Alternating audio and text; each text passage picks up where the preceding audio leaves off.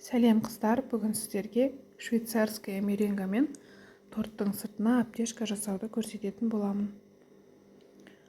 Осы кремнің жасалу жолын өзімнің каналыма салып өтетін боламын. Сол жерден толықтай жасалу жолын рецептісін қарайтын боласыздар. Ең алдымен осылай торттың сборкасын жасап 7-8 сағатқа холодильникке қалдырған тортымды алып сыртын аптешка жасауға дайындап аламын. Тура видеодағыдай етіп жан-жағын тазалап, кремін жағып,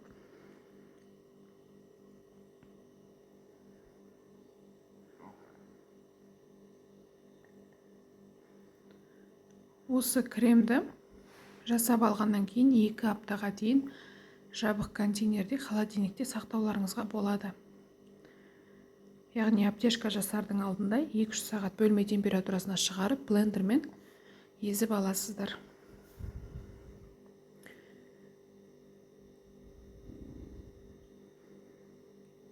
Менде аптешка жасауға дайын болды тортым. Енді ең алдымен черновой вариантты жасаудан бастаймыз. Яғни осы черновой вариант бұл торттың барлық қара жерлерін, ұсақ бисквиттерін толықтай жауып шығамыз.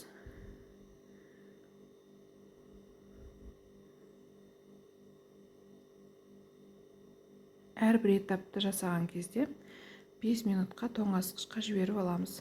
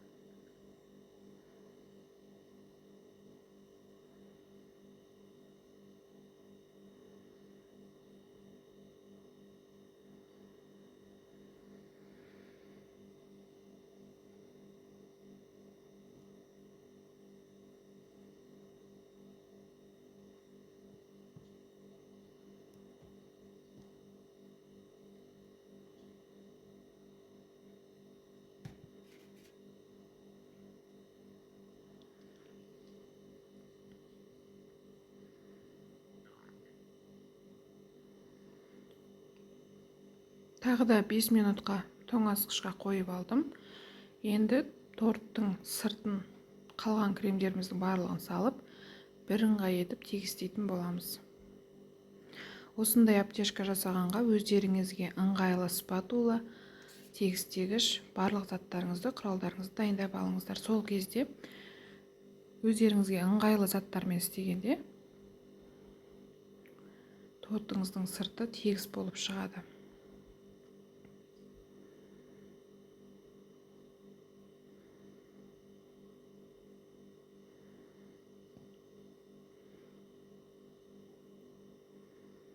Видеода көріп тұрғандарыңыздай қолдарыңызды бір жерге қойып, тек менде столик қана айналып тұр, соның көмегімен тегістеп жатырмын.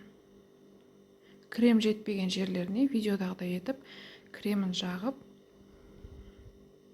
тегістеп аласыздар.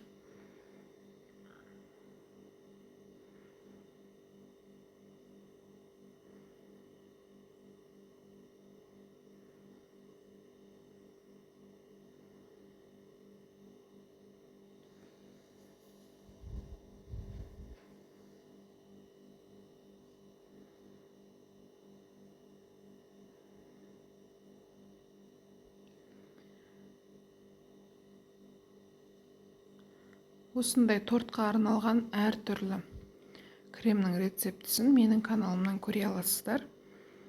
Сол үшін менің каналыма жазылып, подписаться етіп, лайк басуды ұмытпаңыздар. Әртүрлі торттың бисквиттерін, торттың сыртына арналған және де ішкі кремдерін жазып қалдыратын боламын.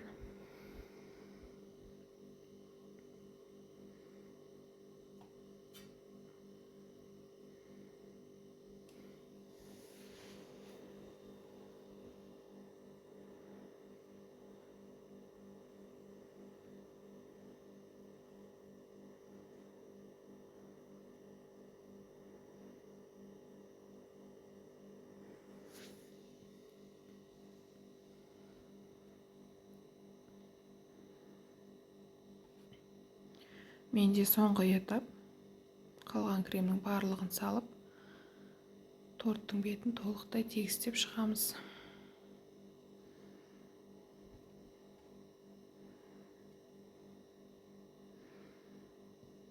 Осы крем аптешка жасауға өте ыңғайлы. Әрі нәзік крем түрі болып саналады.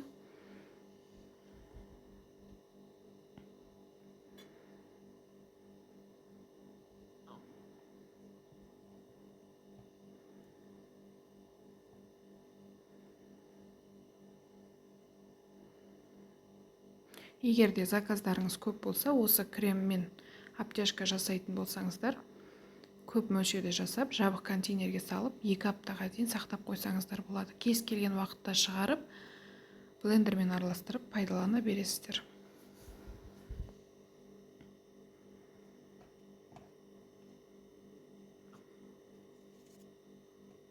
Тағы да қандай рецепттер көргілеріңіз келеді, комментарийға жазып бөлісе отырыңыздар.